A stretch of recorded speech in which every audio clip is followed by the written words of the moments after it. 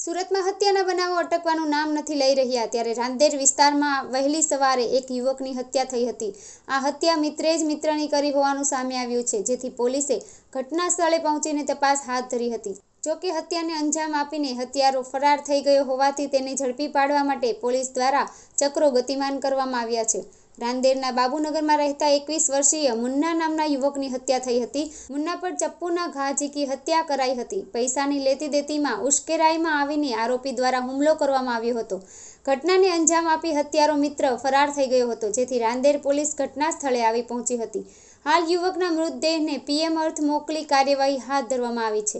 પોલીસે કહ્યું કે રાંદેર 4 રસ્તા પર વહેલી સવારના સમયે પૈસાની લેતી દેતીમાં ઝઘડા બાદ હત્યાનો બનાવ બન્યો છે। ફરિયાદી નઝીરભાઈના નાના ભાઈ મુન્નાની હત્યા થઈ છે।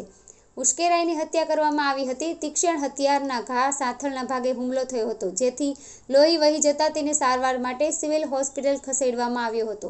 108 એમ્બ્યુલન્સમાં ખસેડાયો હતો, જ્યાં તબીબોએ તેને મૃત જાહેર કર્યો હતો। રાંદેર પોલીસ સ્ટેશનની હદમાં ચિસ્તિયા 4 રસ્તા છે, મકાઈ પુલ પાસે।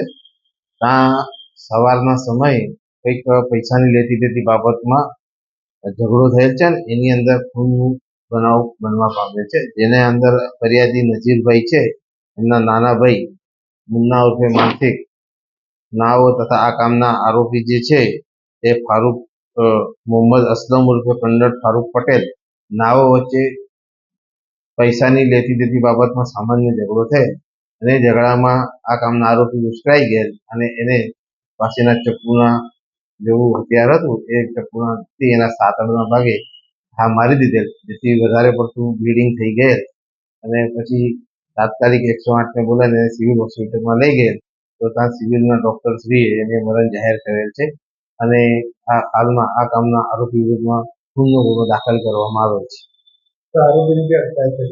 આરોપી અત્યારે ત્યાંથી પોતા નાસી ગયેલ છે અને તપાસ ચાલે છે। કેટલા વાગ્યાનો બનાવ હતો ને તપાસ આ બનાવ સવારના 5 સાડા 5 વાગ્યાનો છે અને પોલીસને જાણ થતા પોલીસ તાત્કાલિક ઘટના સ્થળે પહોંચી ગઈ અને આગળની તપાસ ચાલુ છે। મરણ જનાર અત્યારે એની તપાસ ચાલુ છે, એટલે અગાઉ બી કંઈક ગુના પકડાય છે કે એની ખ્યાલ નથી।